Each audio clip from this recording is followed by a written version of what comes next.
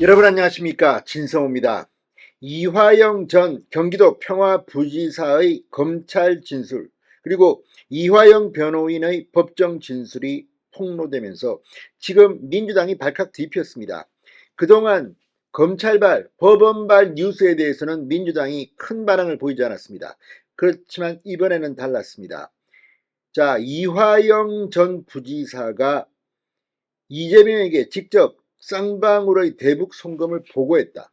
그리고 법원에서도 이화영 변호인이 쌍방울 김성태에게 이재명의 방북을 요청했다. 자, 이런 내용들이 보도되면서 이제 이재명의 사법 처리는 불가피해 보인다는 분석이 나오고 있습니다. 심지어 경향신문마저도 이화영 진술을 근거로 검찰이 곧 이재명 대표를 제3자 뇌물 혐의로 소환할 가능성이 크다는 취지의 보도를 하고 있습니다. 이런 가운데 오늘 민주당은 검찰의 조작이다, 이화영의 부인이 보내온 문건을 주장하면서 격렬하게 반발하고 있습니다. 이걸 보면 그만큼 민주당은 지금 아프다는 이야기입니다. 자, 대북 송금입니다. 국민의힘은 이재명이 북한에 조공을 바쳤다, 더러운 뇌물을 받아서 조공을 바쳤다고 이야기하고 있습니다. 지금 법적 처리는 검찰 수사, 법원 판결로 이루어지지만 이미 국민들의 마음속에는 이재명은 북한에 아부하는 인간이 아니냐는 의심이 싹트고 있습니다. 뿐만 아니라 이완용이 말했던 것과 유사한 발언, 평화와 전쟁을 이야기하며 더러운 평화가 낫다, 이런 취지의 발언을 했던 이재명, 그 이유를 알 것 같다는 사람들이 생기고 있습니다. 자, 지금 이재명 대표가 안동에서 현장 민주당 최고위원회의를 마친 뒤 기자들의 질문을 받고 이화영 전 부지사의 진술에 대해서 한마디 했습니다. 뭐라고 했을까요?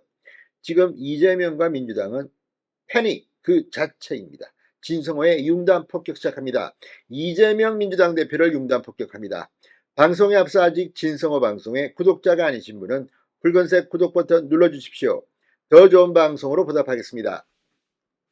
자, 이화영 전 부지사가 쌍방울의 방북 추진을 요청한 사실을 당시 이재명 경기도지사에게 보고했다는 취지의 진술을 한 것으로 파악되고, 또 이 법정에서 이화영 변호인이 쌍방울 측에 이재명의 방북 추진을 요청했다는 이런 진술이 나오면서 지금 민주당은 발칵 뒤폈습니다. 쌍방울 그룹과 경기도는 아무 관계가 없었다는 이화영이 기존 입장을 완전히 번복한 겁니다.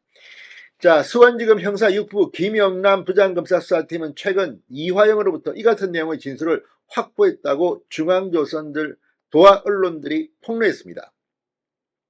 검찰은 쌍방울이 대납 대가로 이화영으로부터 경기도 대북사업권을 직접 또는 묵시적으로 약속받았다는 의심을 해봤습니다. 그동안 관련 의혹에 대해 일체 부인하던 이화영의 입에서 이재명 대표 이름이 언급되면서 이재명에 대한 제3자 뇌물 혐의에 대한 소환 조사도 조만간 이뤄질 것이라는 전망이 나온다고 다른 신문도 아닌 경향신문이 분석했습니다.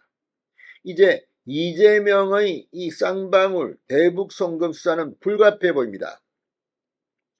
자, 이화영의 입장 변화는 어제 진행된 공판에서도 감지됐습니다. 지난 18일 진행됐던 이화영의 뇌물 혐의 40차 공판에서 재판부는 지난 기일에 검찰청에서 이화영 피고인이 기존 공소 사실에서 미세하게 변동된 부분이 있다며 추가 증거를 냈다.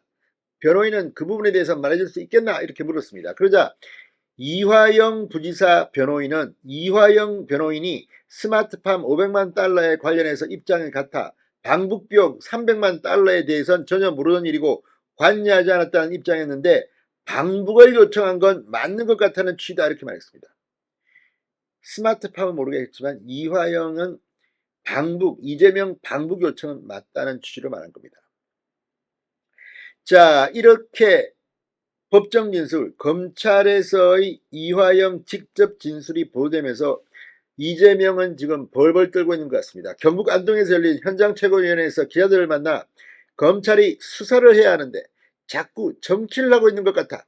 이재명의 말입니다. 이게 말입니까? 막걸리입니까? 민주당은 검찰이 이화영 전 부지사에게 허위 진술을 회유 압박하고 있다는 내용의 탄원서를 접수했다고 주장했습니다. 그 탄원서 내용도 가관입니다. 자, 지금 얼마나 민주당이 혼에 몰렸으면 이화영 전 부지사의 부인까지 끌어들이겠습니까? 자, 민주당 인권위원장인 주철현 의원과 법률위원장 김성원 의원은 국회 소통관에서 기자회견을 열고 이화영 부인으로부터 친필 탄원서를 접수했다. 그러면서 이화영에게 허위 진술을 회유 압박하고 있다고 주장했습니다. 세상이 요즘 안 그렇습니다. 지금 검찰에 불려가면 옛날처럼 막 때리고 잠 안 자고 이거 못합니다. 무슨 말도 안 되는 다 녹화합니다. 그런데 이런 주장을 다름 아닌 이화영 부인이 했다? 아무튼 지금 이런 데 대해서도 수사를 해야 됩니다.